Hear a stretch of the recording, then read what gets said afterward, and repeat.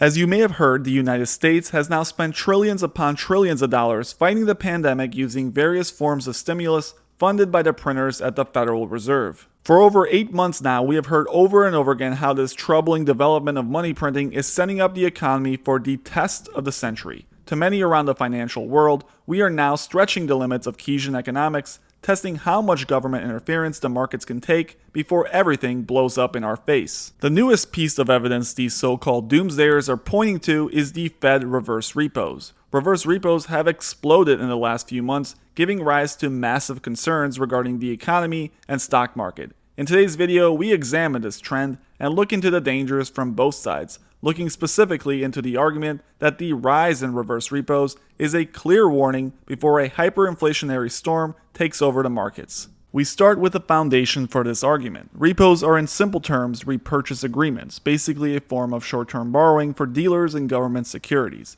In the case of a repo, a dealer sells government securities to investors, usually on an overnight basis, and buys them back the following day at a slightly higher price. This may sound confusing, and it kind of is. This video isn't about the explanation of how these things work, but there are plenty of resources on YouTube where they explain overnight repos and reverse repos to help you understand. I would suggest watching the video linked in the description below if you really want to know the details. For the sake of this video, just trust me on one thing. An increase like this in the reverse repo graphs is a sign of troubling times ahead. Take a listen to George Gammon explain just how serious this can get. Why should we be paying attention to reverse repos, George? Well, I think it tells you about the counterparty risk that's potentially in the banking system right now. So we go back to September 2019.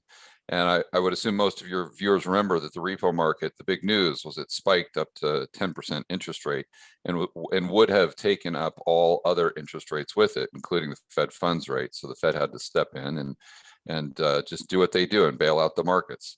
So back then there was a lot of debate as to, why did that happen? Was there too little cash in the system? Other people argued that there was too little collateral. Other people argued that it could have been a counterparty risk, a systemic system, or a systemic risk where the counterparties in repo, just no one wanted to lend to them, kind of like a GFC type thing with, think Lehman Brothers as an example. And now we've got something that's a similar anomaly in the sense that the Fed is doing these reverse repos. And I'd like to point out that this is not the entire repo market.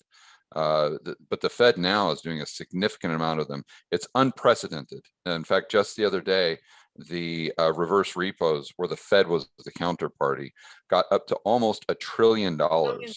Reverse repos have the opposite effect of QE. They absorb cash. With these RRPs, the Fed sells Treasury securities and removes cash from the financial system. The problem in the repo markets points to a very real issue that banks do not trust the current valuation of the assets they're asking each other to hold over 24 hours as they settle all these transactions. It's like asking Bank A in 2007 to float Bank B millions of dollars for 24 hours, and all Bank A is giving as collateral are credit default swaps Bank B knows are garbage. The financial institutions do not want to be left holding the bag of crap in 2021. When short-term rates threaten to turn negative, the Fed steps in to set the floor. Why are short-term rates pushing downward? According to some people, masses are moving into short-term fixed income because they don't want to go into longer-dated securities that could depreciate in value if inflation continues.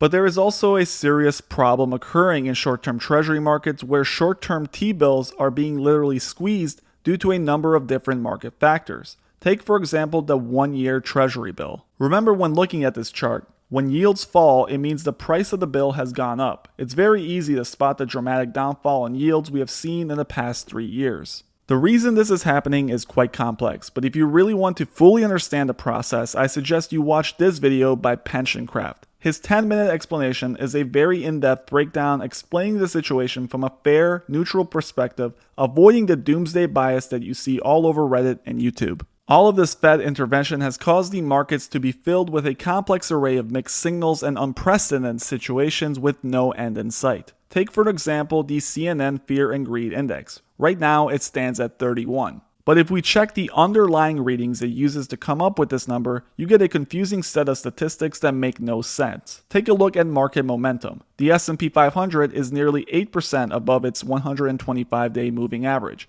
This is further above the average than typical during the last 2 years and indicates greed on the part of investors, according to CNN. Right below that, we have safe haven demand. Stocks and bonds have provided similar returns during the last 20 trading days. However, this has been among the weakest period for stocks relative to bonds in the past 2 years and indicates investors are fleeing risky stocks for the safety of bonds.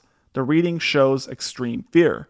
The truth is that there is a lot of confusion going on in the markets. Right now, we supposedly have a lot of inflation, yet the bond markets are not responding to this in a way that we historically have expected. Take, for example, Dr. Michael Berry's big inflation bet, which consisted of buying up calls on things like the TBT. This essentially, in simple terms, is betting that long-term treasuries will fall as expected if the Fed raises interest rates to combat hyperinflation. If we assume Berry entered this position months ago, you can see that he's been taking hard L's on these calls for months now. The TBT price has fallen from $22 in March of this year to $17 as of the making of this video. It will be very interesting to see if Berry has remained in this position, but unfortunately, we will not find out until the next set of 13Fs are released. Either way, this Berry bet is failing despite the fact that inflation talk is everywhere, and it's pretty clear to everyone that this is most likely not transitory. Take a listen to El Arian explain again that he thinks inflation will only get worse. It's been so long since we had an inflationary problem, Mohammed, that I don't know whether people understand anymore. And I want to actually talk to you about that because you're worried that it's not going to be transitory. And we've got, politicians seem like they may have skipped this part of when they were at college, skipped the part about inflation or economics. Sherrod Brown, the senator from Ohio, says the only reason Republicans are talking about inflation alarmism is because they don't want workers to make more money. And he's basically saying that all these rising costs are actually good because they're going to mean rising wages. Have you ever seen wages keep up with cost of living increases? Can it be a positive, Mohammed? Sure, it could be a positive. It's what's called real wage resistance. If you haven't lived in the 70s and the 80s, you've probably never heard that word. But if workers have an ability to protect themselves against higher prices, they can end up with higher real wages. They don't have that ability today. They're regaining it, but regaining it from a low base. Look, Joe, I think there's a fundamental misunderstanding about inflation today because, as you say, most people haven't lived through it for a long time. And certainly most traders on Wall Street haven't traded through it. So it's a relatively new phenomenon, and it's being misunderstood. I always laugh when people say, oh, it's isolated, it's transitory. Remember, it was chips. Then chips became new cars. Then new cars became used cars. And then used cars became rental cars. There is a logic to these inflation chains. They take time, and most people, unfortunately, haven't seen them, so they think everything is isolated. Actually, it's not. It's interconnected. Whatever may be happening in the markets right now, whichever way you may interpret it, you cannot deny that it's very unusual and somewhat concerning. The idea that this much Fed intervention is normal is an opinion that is very hard to maintain in a society that is supposedly built upon free market capitalism and not one of government control. Let me know where you think this is all headed in the comments below. And as always, thank you guys for watching. Make sure you hit that subscribe button if you enjoyed.